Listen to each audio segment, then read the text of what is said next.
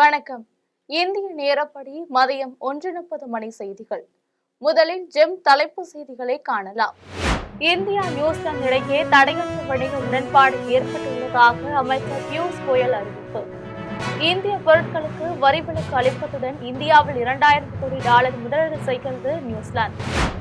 தமிழ்நாட்டில் இருமுனை போட்டி இருந்தால்தான் திமுகவை வீழ்த்த முடியும் என்று நயினா நாகேந்திரன் கருத்து. போலி மதச்சார்பின்மையை கொண்டுள்ள திமுகவுக்கு தேர்தலில் மக்கள் பாடம் புகட்டுவர் என்று கருத்து. அன்பும் இரக்கலும் தான் உலகின் எல்லாவற்றுக்கும் அடிப்படை என விஜய் பேச்சு.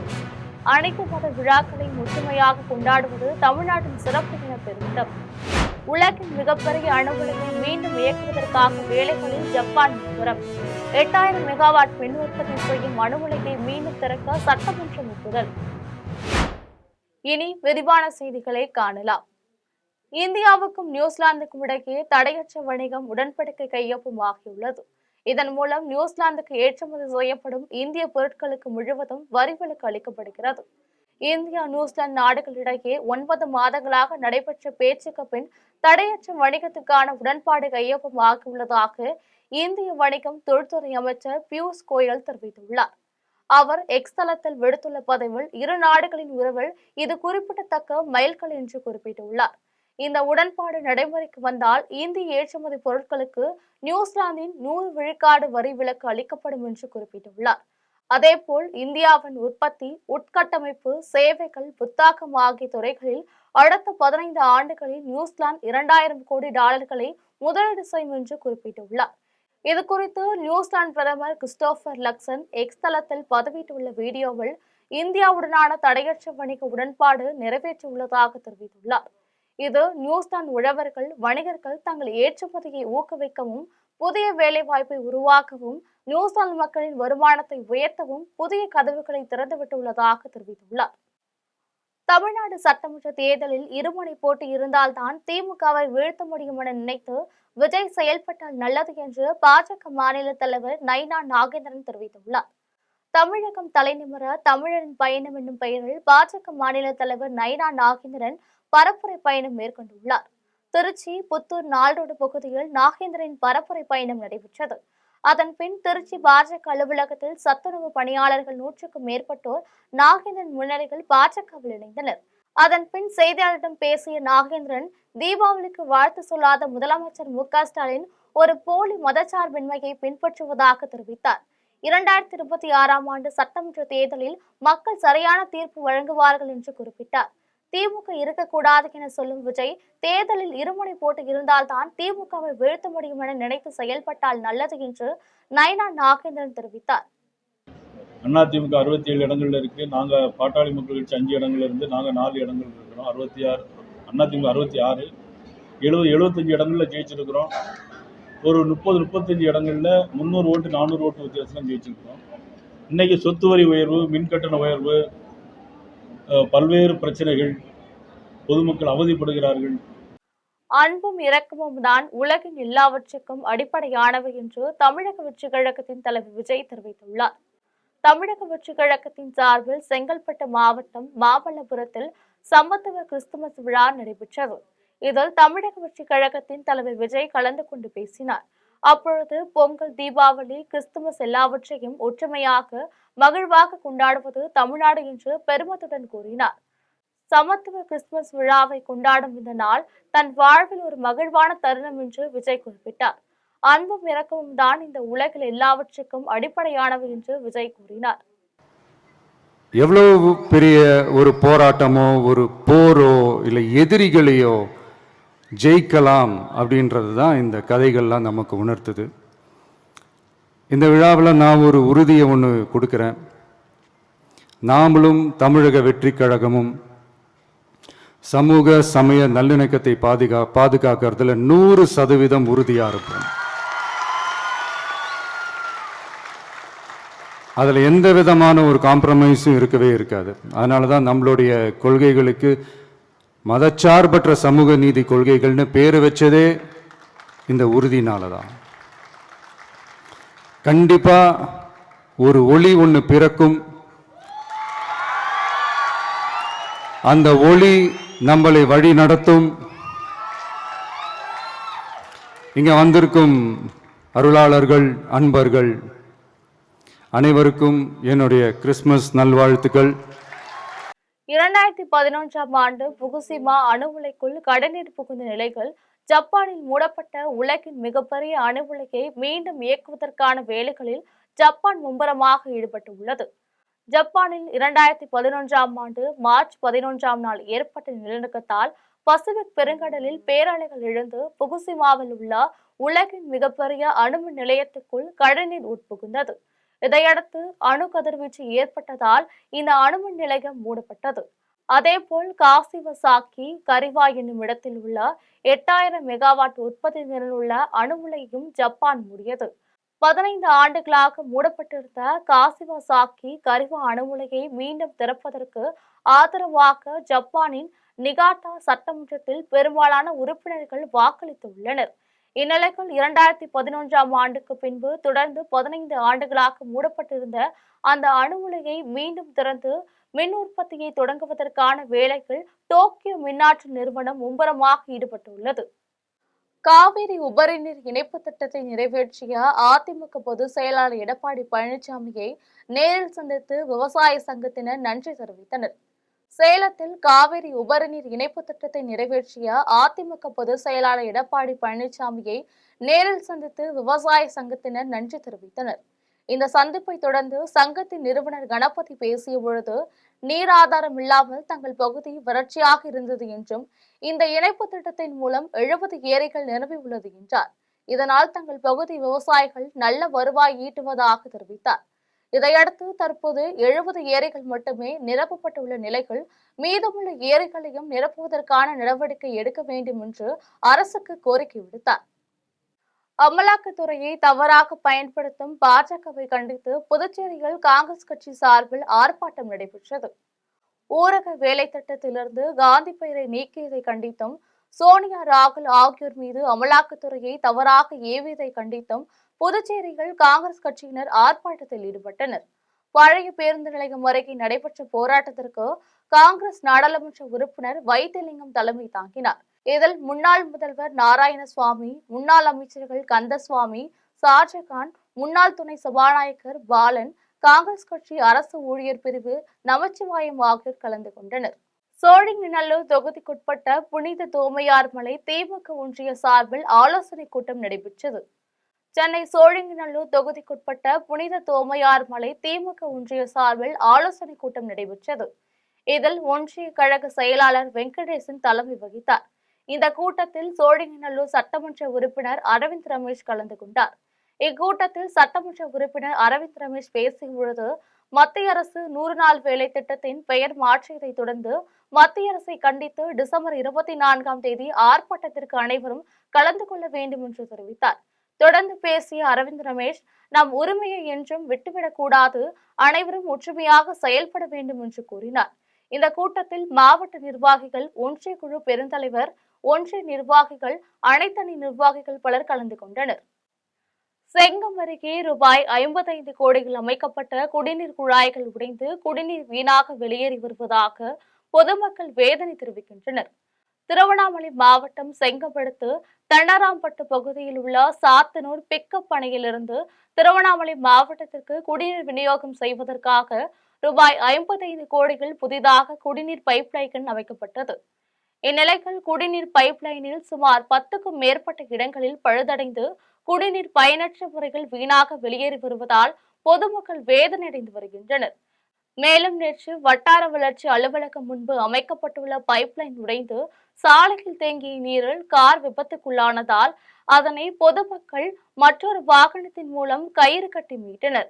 இந்நிலையில் பல இடங்களில் பழுதடைந்து வரும் பைப்லைன்களை மாற்றிவிட்டு புதிய பைப்லைன்கள் அமைத்து குடிநீரை முறையாக விநியோகிக்க வேண்டுமென பொதுமக்கள் மற்றும் சமூக ஆர்வலர்கள் கோரிக்கை விடுத்துள்ளனர். தமிழக காவல்துறையில் காலியாக உள்ள 1299 காவல் சார்பு ஆய்வாளர் பணியிடங்களுக்கான எழுத்துத் தேர்வை விழுப்புரம் மாவட்டத்தில் விண்ணப்பித்திருந்த 6569 பேர் 4 தேர்வு மையங்களில் எழுத்துத் தேர்வு எழுதினர்.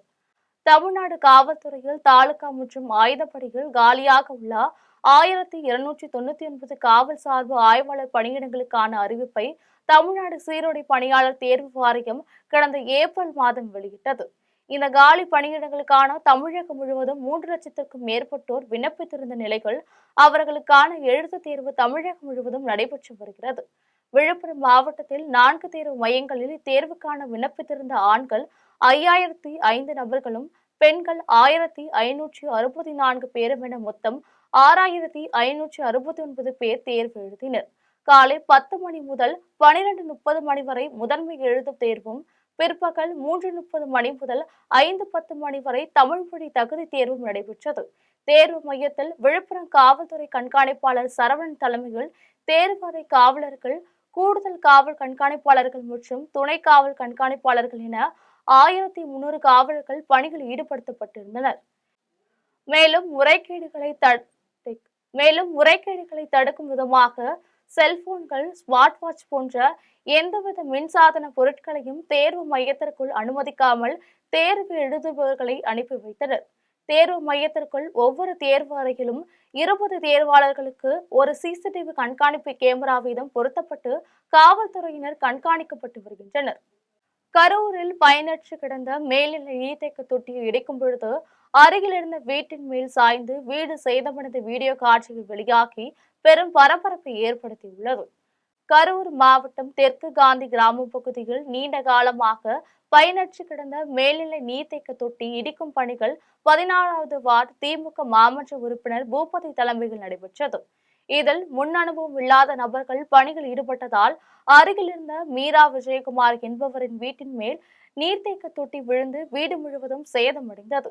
இதைத் தொடர்ந்து தகவல் அறிந்து அப்பகுதிக்கு வந்த வீட்டின் உரிமையாளர் சம்பவத்தை கண்டு அதிர்ச்சியடைந்துள்ளார்.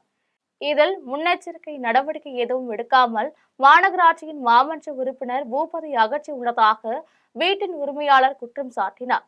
இந்நிலையில் மாநகராட்சியின் அனுமதியின்றி இப்பணி நடைபெற்றது என தெரியவந்த நிலையில் காவல்துறையில் சம்பந்தப்பட்டவர்கள் மீது புகார் கொடுக்க நடவடிக்கை மேற்கொள்ளப்பட்டுள்ளது என மாநகராட்சி ஆணையர் சுதா தெரிவித்துள்ளார்.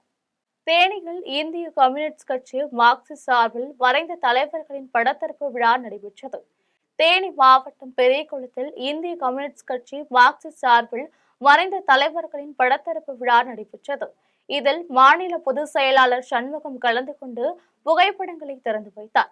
இதைத் தொடர்ந்து மாநில பொதுச் செயலாளர் சண்முகம் செய்தியாளர்களை சந்தித்து பேசிய பொழுது, தமிழகத்தில் வாக்காளர் சிறப்பு தீவிர திருத்தத்தில் தேர்தல் ஆணையம் 97 லட்சம் பேரை நீக்கிய தகவல் மிகவும் அதிர்ச்சி அளிப்பதாக உள்ளது என்றார். ஒரு ஆண்டுகளில் லட்சக்கணக்கான வாக்காளர்கள் இறந்து உள்ளார்களா என கேள்வி எழுப்பினார். தொடர்ந்து வாக்காளர் சிறப்பு தீவிர திருத்த பணிகளை உடனடியாக கைவிட வேண்டும் என்றும், இதன் மீதான வழக்கை நீதிபதிகள் உடனடியாக விசாரணை செய்து தீர்ப்பு வழங்க வேண்டும் என வலியுறுத்தினார்.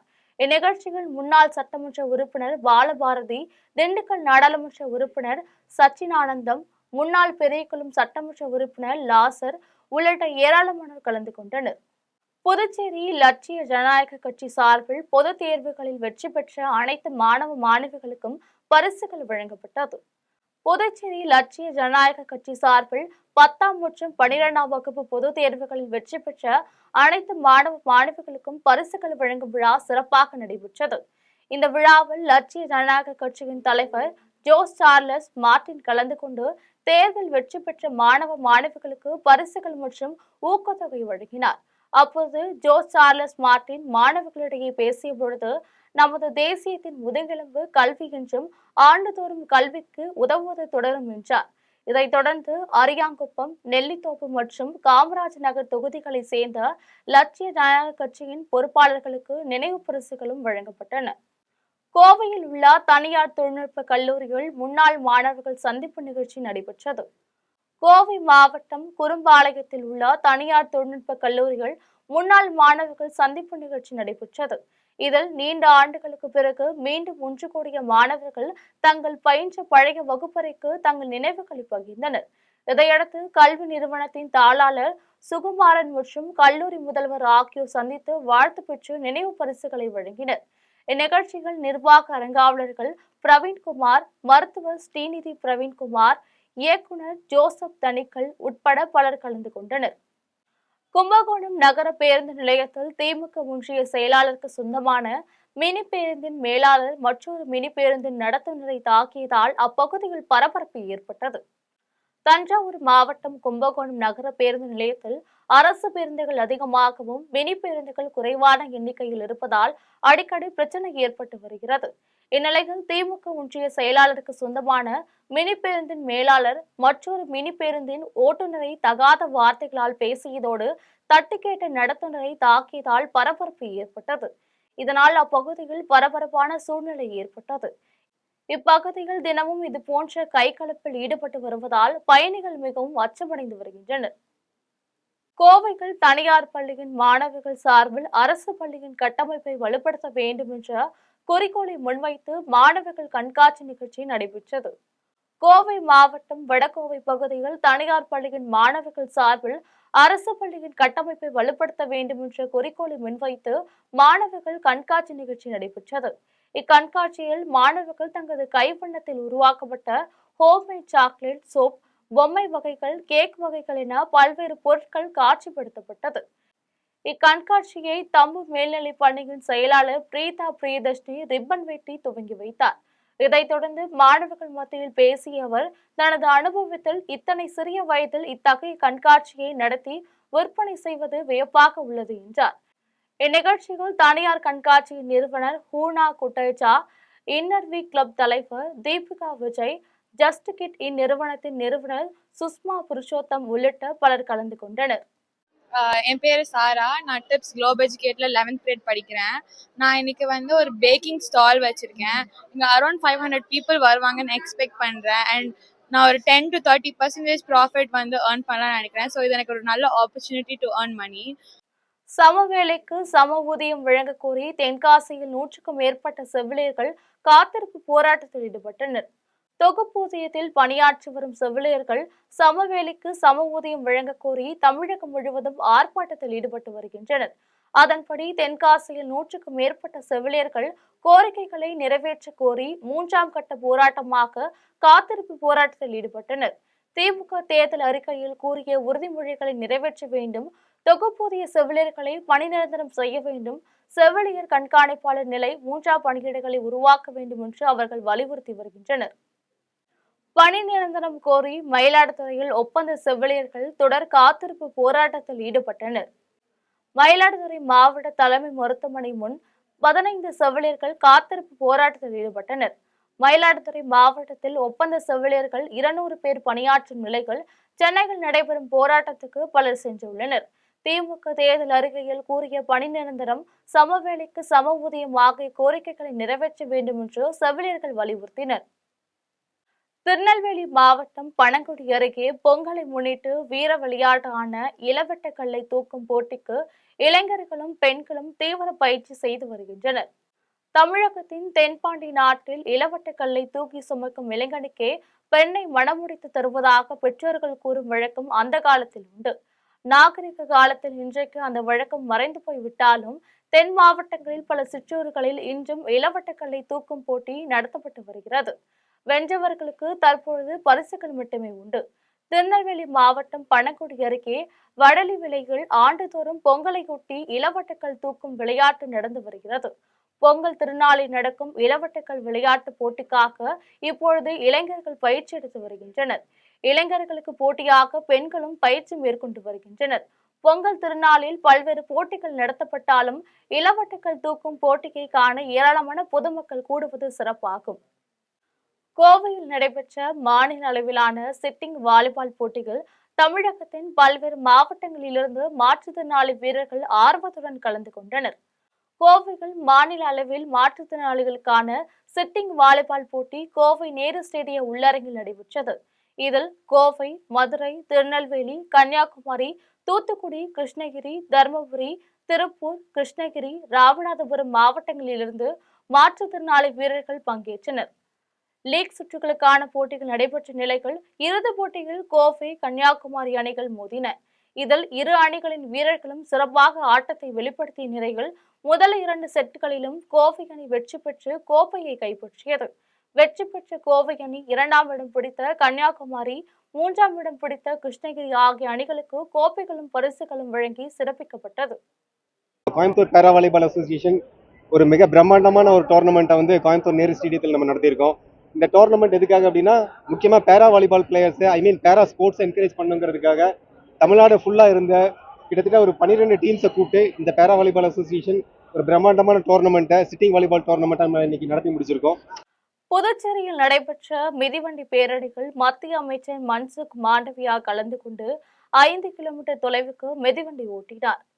இந்திய அரசின் இளைஞர் நலன் மற்றும் விளையாட்டு அமைச்சகத்தின் முதன்மை திட்டமான fit India Sundays on cycle திட்டத்தின் ஆண்டு விழா புதுச்சேரி கடற்கரை சாலை காந்தி சிலைக்கு அருகில் நடைபெற்றது. இதில் துணைநிலை ஆளுநர் கைலாசநாதன், மத்திய இளைஞர் நலன் விளையாட்டுத்துறை அமைச்சர் மன்சுக் மாண்டவியா, ராஜேஷ் ஆகியோர் கலந்து கொண்டனர். இவ்விழாவில் நடைபெற்ற மிதிவண்டி பேரணிகள் மத்திய அமைச்சர் மன்சுக் மாண்டவியா, புதுச்சேரி உள்துறை அமைச்சர் நமச்சிவாயம், சபாநாயகர் செல்வம், தலைமை செயலாளர் மற்றும் 500க்கும் மேற்பட்ட பொதுமக்கள் கலந்து கொண்டனர். உடல் ஆரோக்கியத்தை காப்பது குறித்து மிதிவண்டி ஓட்டி விழிப்புணர்வு ஏற்படுத்தினர். விழுப்புரம் மாவட்டம் இளந்துறையில் உழவர் உற்பத்தியாளர் நிறுவனத்தின் மதிப்பு கூட்டு மையம் சார்பில் பொதுக்குழு கூட்டம் நடைபெற்றது. விழுப்புரம் மாவட்டம் திருவெண்ணைநல்லூர் அருகில் உள்ள இளந்துறையில் உழவர் உற்பத்தியாளர் நிறுவனத்தின் மதிப்பு கூட்டு மையம் சார்பில் பொதுக்குழு கூட்டம் நடைபெற்றது. இந்த கூட்டத்தில் சித்திரலிங்கம் மடத்தை சேர்ந்த பன்னீர்செல்வம் என்பவர் 1,60,000 ரூபாய் ஊழல் செய்துள்ளதாக மனோஜ் என்பவர் தெரிவித்தார். அதற்கு பதிலளித்த பன்னீர்செல்வம், மனோஜ் கூறிய தகவல் முற்றிலும் தவறானது என்றும் தன்னை அவதூறாக பேசிய மனோஜ் மீது மான நஷ்ட வழக்கு தொடுக்கப் போவதாக கூறினார்.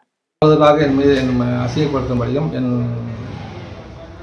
என்னை தூண்டி அவமானத்துக்கு ஆளாக முடியும் பலவாறு பேசியுள்ளார். அவர் மீது சட்டப்படியான நடவடிக்கை எடுக்கப்படும் என்று இந்த கூட்டத்தில் தெரிவித்துக் கொள்கிறோம். மேலும் மெய்யூர் மற்றும் இளந்தரை ஆகிய கிராமங்களில் கொடுக்கப்பட்ட டிராக்டர் மற்ற விவசாயிகள் பயன்பாட்டில் அனைத்து விவசாயிகளுக்கும் பயன்படும் வகையில் கொடுக்கப்பட்ட டிராக்டரை இந்திய பெண்களின் உடை கலாச்சாரத்தை எடுத்துக்காட்டும் வகையில் 100க்கும் மேற்பட்ட பெண்கள் ஒரு நிமிடத்தில் சேலை கட்டி நோபல் உலக சாதனை புத்தகத்தில் இடம் பிடித்தனர்.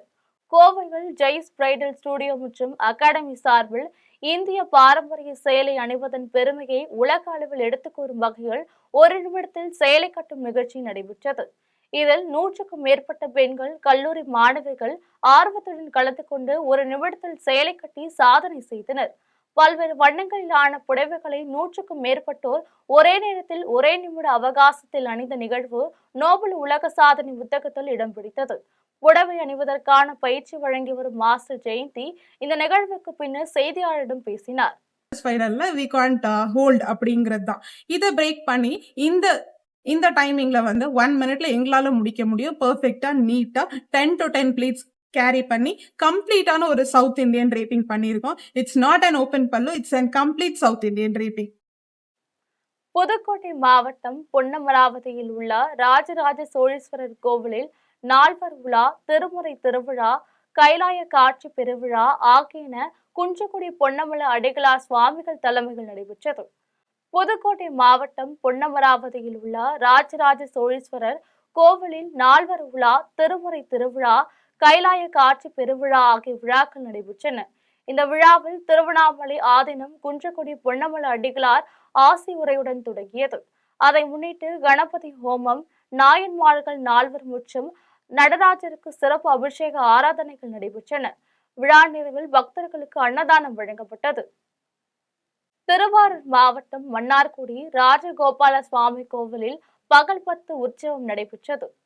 திருவாரூர் மாவட்டம் மன்னார்குடி ராஜகோபால சுவாமி கோவிலில் வைகுண்ட ஏகாதசி உற்சவத்தின் முதல் பகுதியான பகல் 10 உற்சவத்தின் 2ஆம் நாளில் கிருஷ்ணன் அலங்காரத்தில் பெருமாள் அருள்பாலிக்கும் நிகழ்ச்சி நடைபெற்றது. அப்பொழுது ஆழ்வார்களுக்கு பெருமாளின் சார்பில் தீட்சிதர்கள் மரியாதை செலுத்தினர். சாயக்குண்டை அணிந்து கிருஷ்ணராக புறப்பட்ட ராஜகோபால சுவாமி கோவிலின் பல்வேறு பிரகாரங்கள் வழியாக வலம் வந்து முற்றவெளியில் எழுந்தருளினார். இதில் ஏராளமான பக்தர்கள் கலந்து கொண்டு சுவாமி தரிசனம் செய்தனர். இனி வருவது திரையுலக செய்திகள். தூத்துக்குடியில் சட்டங்கள் 1000 திரைப்பட பாடல் வெளியீட்டு விழா நடைபெற்றது.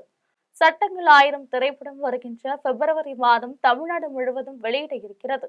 இந்நிலையில் இந்த திரைப்படத்தின் பாடல் வெளியீட்டு விழா இயக்குனர் பிராட்வே சுந்தர், தியேட்டர் உரிமையாளர் பாலகிருஷ்ணன் ஆகியோர் தலைமையில் தூத்துக்குடி தனியார் திரையரங்கில் நடைபெற்றது.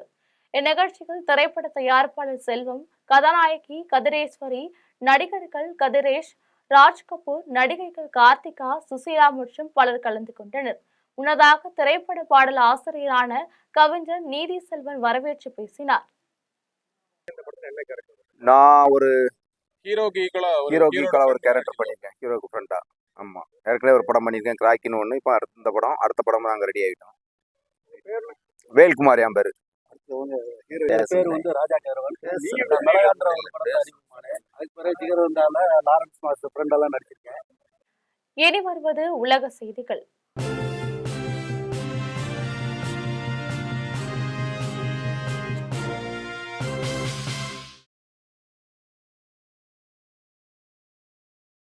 உக்ரைனை கைப்பற்றும் திறன் ரஷ்யாவுக்கு கிடையாது என்று அமெரிக்க உளவுத்துறை இயக்குனர் துளசி கபாட் தெரிவித்துள்ளார்.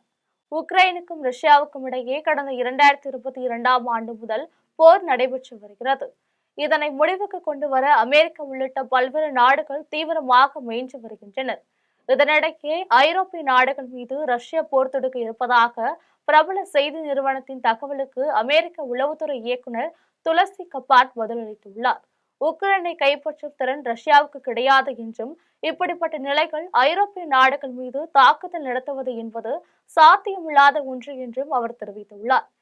இது குறித்து அவர் விடுத்துள்ள எக்ஸ் தள பதிவில், இது முற்றிலும் பொய்யான பிரச்சாரம் என்றும், ரஷ்யா உக்ரைன் இடையிலான போரை நிறுத்துவதற்கான அதிபர் டிரம்பின் அமைதி முயற்சியை சீர்குலைக்கும் செயலாகும் என்றும் குற்றம் சாட்டினார். இனி வருவது விளையாட்டு செய்திகள்.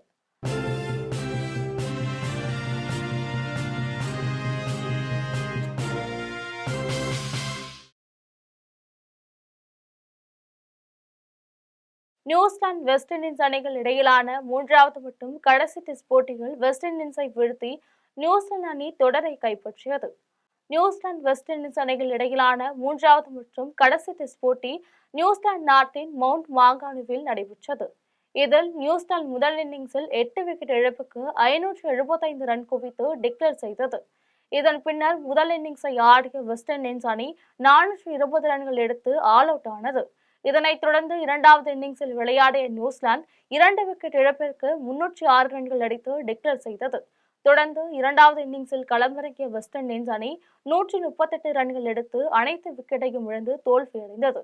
இதில் அதிகபட்சமாக பிராண்டன் கிங் 67 ரன்கள் எடுத்தார். நியூசிலாந்து அணியின் பந்துவீச்சு தரப்பில் ஜேக்கப் டஃபி 5 விக்கெட்களும், அஜாஸ் பட்டேல் 3 விக்கெட்களும் வீழ்த்தி வெற்றிக்கு வழிவகுத்தனர். இதனால் நியூசிலாந்து அணி 3 போட்டிகள் கொண்ட டெஸ்ட் தொடரை 2-0 என்ற கணக்கில் வீழ்த்தி தொடரை கைப்பற்றியது. இனி வருவது தங்கம், வெள்ளி மற்றும் பங்கு சந்தை நிலவரம்.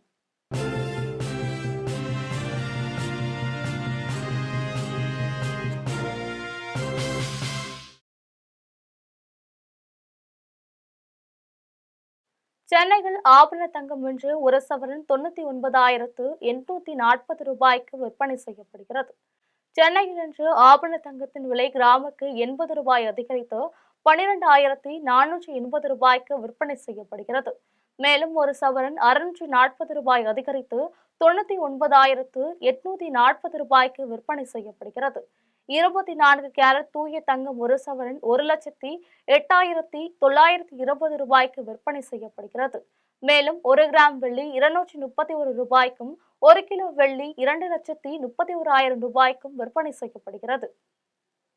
இந்திய பங்கு சந்தைகளில் வணிகம் இன்று உயர்வுடன் காணப்படுகிறது. மும்பை பங்கு சந்தை பங்கு விலை குறியீட்டு எண் சென்செக்ஸ் 503 புள்ளிகள் அதிகரித்து 85,432 புள்ளிகளில் வணிகமாகிறது. தேசிய பங்கு சந்தை பங்கு விலை குறியீட்டு எண் நிப்டி 176 புள்ளிகள் அதிகரித்து 26,143 புள்ளிகளில் வணிகமாகிறது. மீண்டும் ஜெம் தலைப்புச் செய்திகள். இந்தியா நியூசிலாந்து இடையே தடையற்ற வணிக உடன்பாடு ஏற்பட்டுள்ளதாக அமைச்சர் பியூஷ் கோயல் அறிவிப்பு. இந்திய பொருட்களுக்கு வரி விலக்கு அளிப்பதுடன் இந்தியாவில் $2,000 கோடி முதலீடு செய்கிறது நியூசிலாந்து. தமிழ்நாட்டில் இருமுனை போட்டி இருந்தால்தான் திமுகவை வீழ்த்த முடியும் என்று நயனா நாகேந்திரன் கருத்து. போலி மதச்சார்பின்மையை கொண்டுள்ள திமுகவுக்கு தேர்தலில் மக்கள் பாடம் புகட்டுவர் என்று கருத்து. அன்பும் இரக்கமும் தான் உலகின் எல்லாவற்றுக்கும் அடிப்படை என விஜய் பேச்சு. அனைத்து மத விழாக்களை ஒற்றுமையாக கொண்டாடுவது தமிழ்நாட்டின் சிறப்பு என பெருமிதம். உலகின் மிகப்பெரிய அணு உலையை மீண்டும் இயக்குவதற்காக வேலைகளில் ஜப்பான் மும்முரம். 8000 மெகாவாட் மின் உற்பத்தி செய்யும் அணு உலையை மீண்டும் திறக்க சட்டமன்றம் ஒப்புதல். இத்துடன் ஜெம் செய்திகள் நிறைவடைகின்றன. மீண்டும் ஜெம் செய்திகள் மாலை 6 மணிக்கு. உடனுக்குடன் செய்திகளை காண gemlive.tv என்ற இணையதளத்தில் இணைந்திருங்கள். நன்றி, வணக்கம்.